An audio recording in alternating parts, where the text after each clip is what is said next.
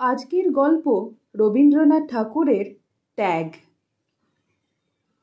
ফাল্গুনের প্রথম পূর্ণিমায় আম্র মুকুলের গন্ধ লইয়া নব বসন্তের বাতাস বহিতেছে। পুষ্করিণী তীরের একটি পুরাতন লিচু গাছের ঘন পল্লবের মধ্য হইতে একটি নিদ্রাহীন অশান্ত পাপিয়ার গান মুখুজ্জেদের বাড়ির একটি নিদ্রাহীন শয়নগৃহের মধ্যে গিয়া প্রবেশ করিতেছে। হেমন্ত কিছু চঞ্চলভাবে কখনো তার স্ত্রীর একগুচ্ছ চুল খোপা হইতে বিশ্লিষ্ট করিয়া লইয়া আঙুলে জড়াইতেছে, কখনো তাহার বালাতে চুড়িতে সংঘাত করিয়া ঠুং ঠুং শব্দ করিতেছে, কখনো তাহার মাথার ফুলের মালাটা টানিয়া স্থানচ্যুত করিয়া তাহার মুখের উপর আনিয়া ফেলিতেছে। সন্ধ্যাবেলাকার নিস্তব্ধ ফুলের গাছটিকে সচেতন করিয়া তুলিবার জন্য বাতাস যেমন একবার এপাশ হইতে আর একবার ওপাশ হইতে একটু আধটু নাড়াচাড়া করিতে থাকে, হেমন্তের কতকটা সেই ভাব। কিন্তু কুসুম সম্মুখের চন্দ্রালোক প্লাবিত অসীম শূন্যের মধ্যে দুই নেত্রকে নিমগ্ন করিয়া দিয়া স্থির হইয়া বসিয়া আছে। স্বামীর চাঞ্চল্য তাহাকে স্পর্শ করিয়া প্রতিহত করিয়া ফিরিয়া যাইতেছে। অবশেষে হেমন্ত কিছু অধীরভাবে কুসুমের দুই হাত নাড়া দিয়া বলিল, কুসুম, তুমি কোথায় আছো? তোমাকে যেন একটা মস্ত দূরবীন কষিয়া বিস্তর ঠাউর করিয়া বিন্দুমাত্র দেখা যাইবে, এমনি দূরে গিয়া পড়িয়াছ। আমার ইচ্ছা তুমি আজ একটু কাছাকাছি এসো। দেখো দেখি কেমন চমৎকার রাত্রি। কুসুম শূন্য হইতে মুখ ফিরাইয়া লইয়া স্বামীর মুখের দিকে রাখিয়া কহিল, এই জ্যোৎস্না রাত্রি, এই বসন্তকাল সমস্ত এই মুহূর্তে মিথ্যা হইয়া ভাঙিয়া যাইতে পারে, এমন একটা মন্ত্র আমি জানি। যদি জানো তো সেটা উচ্চারণ করিয়া কাজ নাই, বরং এমন যদি কোনো মন্ত্র জানা থাকে যাহাতে সপ্তাহের মধ্যে 3-4 রবিবার আসে, কিংবা রাত্রিটা বিকাল 5টা 5:30 পর্যন্ত টিকিয়া যায়, তো তাহা শুনিতে রাজি আছি বলিয়া কুসুমকে আর একটু টানিয়া লইতে চেষ্টা করিল। কুসুম সে আলিঙ্গন পাশে ধরা না দিয়া কহিল, আমার মৃত্যুকালে তোমাকে যে কথাটা বলিব মনে করিয়াছিলাম, আজ তাহা বলিতে ইচ্ছা করিতেছে। আজ মনে হইতেছে তুমি আমাকে যত শাস্তি দাও না কেন আমি বহন করিতে পারিব। শাস্তি সম্বন্ধে জয়দেব হইতে শ্লোক আওড়াইয়া হেমন্ত রসিকতা করিবার উদ্যোগ করিতেছিল। এমন সময় শোনা গেল একটা ক্রুদ্ধ চটি জুতার চটাচট শব্দ নিকটবর্তী হইতেছে। হেমন্তের পিতা হরিহর মুখুজ্জের পরিচিত পদশব্দ। হেমন্ত শশব্যস্ত হইয়া উঠিল। হরিহর দ্বারের নিকটে আসিয়া ক্রুদ্ধ গর্জনে কহিল, হেমন্ত, বউকে এখনই বাড়ি হইতে দূর করিয়া দাও। হেমন্ত স্ত্রীর মুখের দিকে চাহিল। স্ত্রী কিছুই বিস্ময় প্রকাশ করিল না, কেবল দুই হাতের মধ্যে কাতরে মুখ লুকাইয়া আপনার সমস্ত বল এবং ইচ্ছা দিয়া আপনাকে যেন লুপ্ত করিয়া দিতে চেষ্টা করিল। দক্ষিণে বাতাসে পাপিয়া স্বর ঘরে প্রবেশ করিতে লাগিল, কাহারও কানে গেল না। পৃথিবী এমন অসীম সুন্দর, অথচ এত সহজেই সমস্ত বিকল হইয়া যায়। হেমন্ত বাহির হইতে ফিরিয়া আসিয়া স্ত্রীকে জিজ্ঞাসা করিল, সত্য কি? স্ত্রী কহিল, সত্য। এতদিন বলো নাই কেন? অনেকবার বলিতে চেষ্টা করিয়াছি, বলিতে পারি নাই। আমি বড় পাপিষ্ঠা। তবে আজ সমস্ত খুলিয়া বলো। কুসুম গম্ভীর দৃঢ় স্বরে সমস্ত বলিয়া গেল, যেন অতল চরণে ধীর গতিতে আগুনের মধ্য দিয়া চলিয়া গেল। কতখানি দগ্ধ হইতেছিল কেহ বুঝিতে পারিল না। সমস্ত শুনিয়া হেমন্ত উঠিয়া গেল। কুসুম বুঝিল, যে স্বামী চলিয়া গেল সেই স্বামীকে আর ফিরিয়া পাইবে না, কিছু আশ্চর্য মনে হইল না। এই ঘটনাও যেন অন্যান্য দৈনিক ঘটনার মতো অত্যন্ত সহজভাবে উপস্থিত হইল। মনের মধ্যে এমন একটা শুষ্ক অসারতার সঞ্চার হইয়াছে। কেবল পৃথিবীকে এবং ভালোবাসাকে আগাগোড়া মিথ্যা এবং শূন্য বলিয়া মনে হইল। এমনকি হেমন্তের সমস্ত অতীত ভালোবাসার কথা স্মরণ করিয়া অত্যন্ত নীরস কঠিন নিরানন্দ হাসির একটা খরাখর নিষ্ঠুর ছুরির মতো তাহার মনের এক ধার হইতে আরেক ধার পর্যন্ত একটি দাগ রাখিয়া দিয়া গেল। বোধ করি সে ভাবিল, যে ভালোবাসাকে এতখানি বলিয়া মনে হয়, এত আদর, এত গাঢ়তা, যাহার তিলমাত্র বিচ্ছেদ এমন মর্মান্তিক, যাহার মুহূর্ত মাত্র মিলন এমন নিবিড়ানন্দময়, যাহাকে অসীম অনন্ত বলিয়া মনে হয়, জন্ম জন্মান্তরেও যাহার অবসান কল্পনা করা যায় না, সেই ভালোবাসা এইটুকুর উপর নির্ভর। সমাজ যেমনি একটু আঘাত করিল, অমনি অসীম ভালোবাসা চূর্ণ হইয়া এক মুষ্টি ধুলা হইয়া গেল। হেমন্ত কম্পিত স্বরে এই কিছু পূর্বে কানের কাছে বলিতেছিল, চমৎকার রাত্রি। সেই রাত্রি তো এখনো শেষ হয় নাই। এখনো সেই পাপিয়া ডাকিতেছে, দক্ষিণের বাতাস মশারি কাঁপাইয়া যাইতেছে, এবং জ্যোৎস্না সুখ শ্রান্ত সুপ্ত সুন্দরীর মতো বাতায়ন বর্তী পালঙ্কের এক প্রান্তে নীলীন হইয়া পড়িয়াছে। সমস্তই মিথ্যা। ভালোবাসা আমার অপেক্ষাও মিথ্যাবাদিনী, মিথ্যাচারিণী। পরদিন প্রভাতেই অনিদ্রা শুষ্ক হেমন্ত পাগলের মতো হইয়া প্যারীশঙ্কর ঘোষালের বাড়িতে গিয়া উপস্থিত হইল। প্যারীশঙ্কর জিজ্ঞাসা করিল, কি হে বাপু, কি খবর?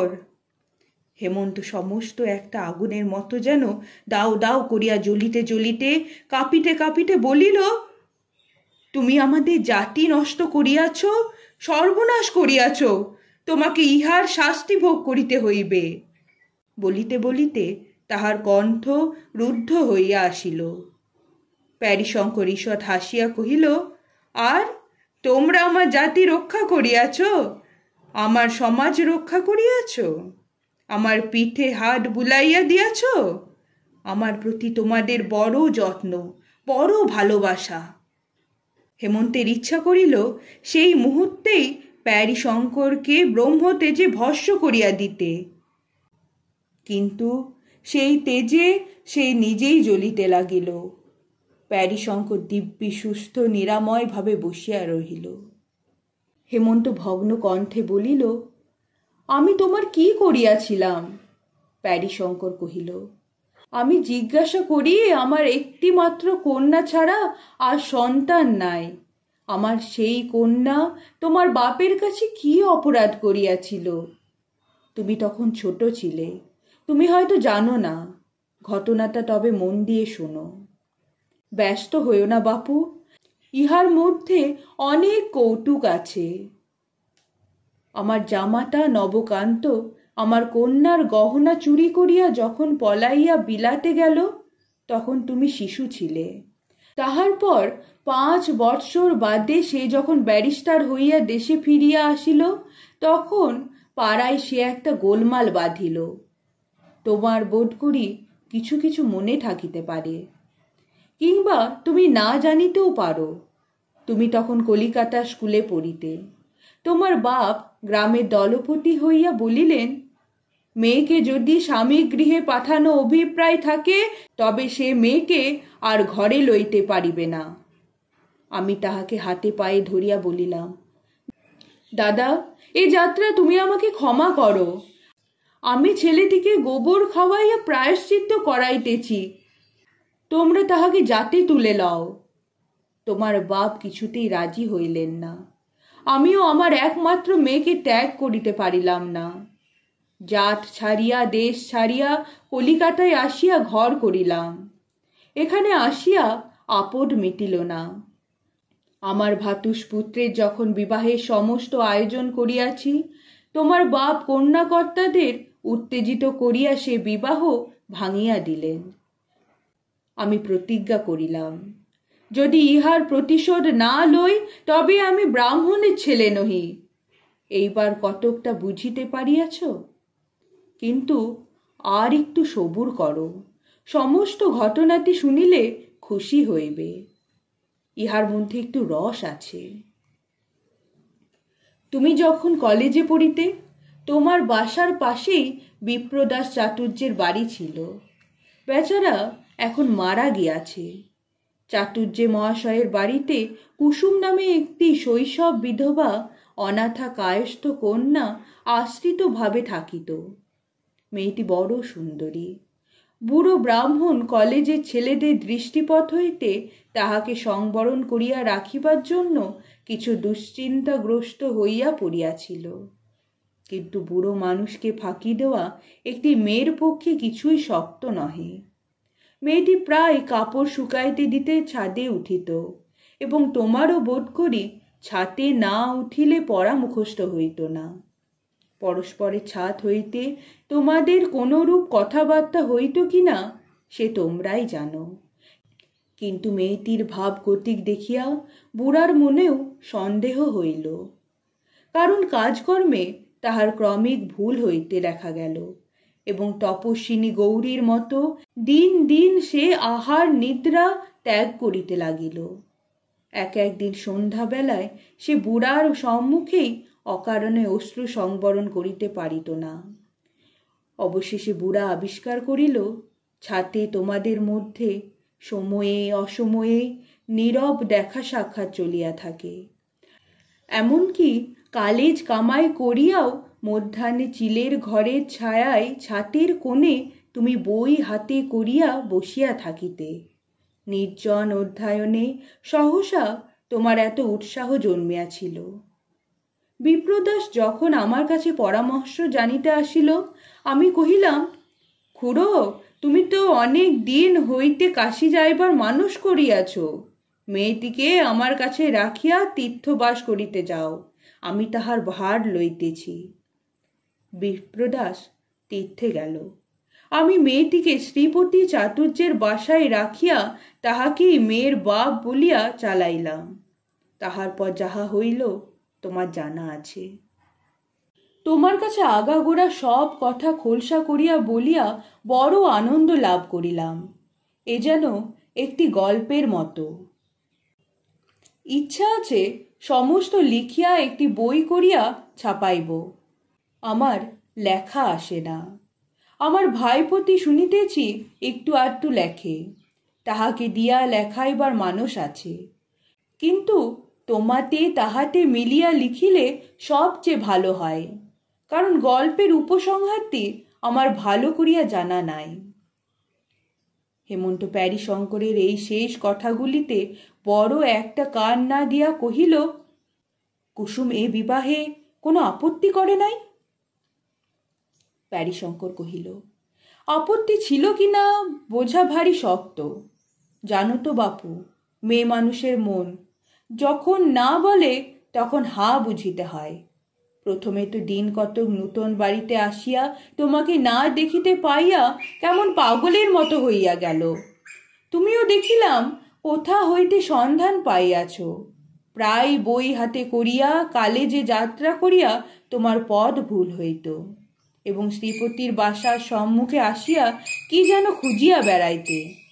ঠিক যে প্রেসিডেন্সি কলেজের রাস্তা খুঁজিতে তাহা বোধ হইত না, কারণ ভদ্রলোকের বাড়ির জানালার ভিতর দিয়া কেবল পতঙ্গ এবং উন্মাদ যুবকদের হৃদয়ের পথ ছিল মাত্র। দেখিয়া শুনিয়া আমার বড় দুঃখ হইল। দেখিলাম তোমার পড়ার বড়ই ব্যাঘাত হইতেছে, এবং মেয়েটির অবস্থাও সংকটাপন্ন। একদিন কুসুমকে ডাকিয়া লইয়া কহিলাম, বাছা, আমি বুড়া মানুষ, আমার কাছে লজ্জা করিবার আবশ্যক নাই। তুমি যাহাকে মনে মনে প্রার্থনা করো আমি জানি। ছেলেটিও মাটি হইবার জো হইয়াছে। আমার ইচ্ছা তোমাদের মিলন হয়। শুনিবা মাত্র কুসুম একেবারে বুক ফাটিয়া কাঁদিয়া উঠিল এবং ছুটিয়া পলাইয়া গেল। এমনি করিয়া প্রায় মাঝে মাঝে সন্ধ্যাবেলায় শ্রীপতির বাড়ি গিয়া কুসুমকে ডাকিয়া তোমার কথা পারিয়া ক্রমে তাহার লজ্জা ভাঙিলাম। অবশেষে প্রতিদিন ক্রমিক আলোচনা করিয়া তাহাকে বুঝাইলাম যে বিবাহ ব্যতীত পথ দেখি না, তাহা ছাড়া মিলনের আর কোনো উপায় নাই। কুসুম কহিল, কেমন করিয়া হইবে? আমি কহিলাম, তোমাকে কুলীনের মেয়ে বলিয়া চালাইয়া দিব। অনেক তর্কের পর সে এ বিষয়ে তোমার মত জানিতে কহিল। আমি কহিলাম, ছেলেটা একে খেপিয়া যাইবার জো হইয়াছে, তাহাকে আবার এই সকল গোলমালের কথা বলিবার আবশ্যক কি? কাজটা বেশ নিরাপত্তে নিশ্চিন্তে নিষ্পন্ন হইয়া গেলেই সকল লিখে সুখের হইবে। বিশেষত এ কথা যখন কখনো প্রকাশ হইবার কোনো সম্ভাবনা নাই, তখন বেচারাকে কেন গায়ে পুড়িয়া চিরজীবনের মতো অসুখী করা? কুসুম বুঝিল কি বুঝিল না, আমি বুঝিতে পারিলাম না। কখনো কাঁদে, কখনো চুপ করিয়া থাকে। অবশেষে আমি যখন বলি তবে কাজ নাই, তখন আবার সে অস্থির হইয়া ওঠে। এইরূপ অবস্থায় শ্রীপতিকে দিয়া তোমাকে বিবাহের প্রস্তাব পাঠায়। দেখিলাম সম্মতি দিতে তোমার তিলমাত্র বিলম্ব হইল না। তখন বিবাহের সমস্ত ঠিক হইল। বিবাহের অনতি পূর্বে কুসুম এমনি বাকিয়া দাঁড়াইল, তাহাকে আর কিছুতেই বাগাইতে পারি না। সে আমার হাতে পায়ে ধরে, বলে, ইহাতে কাজ নাই জ্যাঠামশাই। আমি বলিলাম, কি সর্বনাশ, সমস্ত স্থির হইয়া গেছে, এখন কি বলিয়া ফিরাইব? কুসুম বলে, তুমি রাষ্ট্র করিয়া দাও, আমার হঠাৎ মৃত্যু হইয়াছে, আমাকে এখান হইতে কোথাও পাঠাইয়া দাও। আমি বলিলাম, তাহা হইলে ছেলেটির দশা কি হইবে? তাহার বহু দিনের আশা কাল পূর্ণ হইবে বলিয়া সে স্বর্গে চড়িয়া বসিয়াছে। আজ আমি হঠাৎ তাহাকে তোমার মৃত্যু সংবাদ পাঠাইব? আবার তাহার পর দিন তোমাকে তাহার মৃত্যু সংবাদ পাঠাইতে হইবে, এবং সেই দিন সন্ধ্যাবেলায় আমার কাছে তোমার মৃত্যু সংবাদ আসিবে। আমি কি এই বুড়া বয়সে স্ত্রী হত্যা ব্রহ্ম হত্যা করিতে বসিয়াছি? তাহার পরে শুভ লগ্নে শুভ বিবাহ সম্পন্ন হইল। আমি আমার একটা কর্তব্য দায় হইতে অব্যাহতি পাইয়া বাঁচিলাম। তাহার পর কি হইল তুমি জানো। হেমন্ত কহিল, আমাদের যাহা করিবার তাহা তো করিলেন, আবার কথাটা প্রকাশ করিলেন কেন? প্যারীশঙ্কর কহিলেন, দেখিলাম তোমার ছোট ভগ্নীর বিবাহে সমস্ত স্থির হইয়া গেছে। তখন মনে মনে ভাবিলাম একটা ব্রাহ্মণের জাত মারিয়াছি, কিন্তু সে কেবল কর্তব্য বোধে। আবার আর একটা ব্রাহ্মণের জাত মারা পড়ে, আমার কর্তব্য এটা নিবারণ করা। তাই তাহাদের চিঠি লিখিয়া দিলাম, বলিলাম, হেমন্ত যে শূদ্রের কন্যা বিবাহ করিয়াছে তাহার প্রমাণ আছে।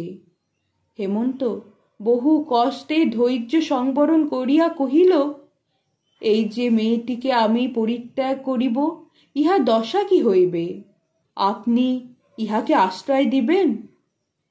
প্যারীশঙ্কর কহিলেন, আমার যাহা কাজ তাহা আমি করিয়াছি, এখন পরের পরিত্যক্ত স্ত্রীকে পোষণ করা আমার কর্তব্য নহে। ওহে, হেমন্ত বাবুর জন্য বরফ দিয়া এক গ্লাস ডাবের জল লইয়া আয়, আর পান আনিস। হেমন্ত এই সুশীতল আতিথ্যের জন্য অপেক্ষা না করিয়া চলিয়া গেল। কৃষ্ণপক্ষের পঞ্চমী, অন্ধকার রাত্রি, পাখি ডাকিতেছে না। পুষ্করিণীর ধারের লিচু গাছটি কালো চিত্রপটের উপর গাঢ়তর দাগের মতো লেপিয়া গেছে। কেবল দক্ষিণের বাতাস এই অন্ধকারে অন্ধভাবে ঘুরিয়া ঘুরিয়া বেড়াইতেছে, যেন তাহাকে নিশিতে পাইয়াছে। আর আকাশের তারা নির্নিমেষ সতর্ক নেত্রে প্রাণপণে অন্ধকার ভেদ করিয়া কি একটা রহস্য আবিষ্কার করিতে প্রবৃত্ত আছে। শয়ন গৃহে দীপ জ্বালা নাই। হেমন্ত বাতায়নের কাছে খাটের উপর বসিয়া সম্মুখের অন্ধকারের দিকে চাহিয়া আছে। কুসুম ভূমিতলে দুই হাতে তাহার পা জড়াইয়া পায়ের উপর মুখ রাখিয়া পড়িয়া আছে। সমস্ত যেন স্তম্ভিত সমুদ্রের মতো স্থির হইয়া আছে, যেন অনন্ত নিশিথিনীর উপর অদৃষ্ট চিত্রকর এই একটি চিরস্থায়ী ছবি আঁকিয়া রাখিয়াছে। চারিদিকে প্রলয়, মাঝখানে একটি বিচারক এবং তাহার পায়ের কাছে একটি অপরাধিনী। আবার চটি জুতার শব্দ হইল। হরিহর মুখুজ্জে দ্বারের কাছে আসিয়া বলিলেন, অনেকক্ষণ হইয়া গিয়াছে, আর সময় দিতে পারিব না, মেয়েটিকে ঘর হইতে দূর করিয়া দাও। কুসুম এই স্বর শুনিবা মাত্র একবার মুহূর্তের মতো চিরজীবনের স্বাদ মিটাইয়া হেমন্তের দুই পা দ্বিগুণতর আবেগে চাপিয়া ধরিল। চরণ চুম্বন করিয়া পায়ের ধুলা মাথায় লইয়া পা ছাড়িয়া দিল। হেমন্ত উঠিয়া গিয়া পিতাকে বলিল, আমি স্ত্রীকে ত্যাগ করিব না। হরিহর গর্জিয়া উঠিয়া কহিল, জাত খোয়াবি? হেমন্ত কহিল, আমি জাত মানি না। তবে তুই শুদ্ধ দূর হয়ে যা।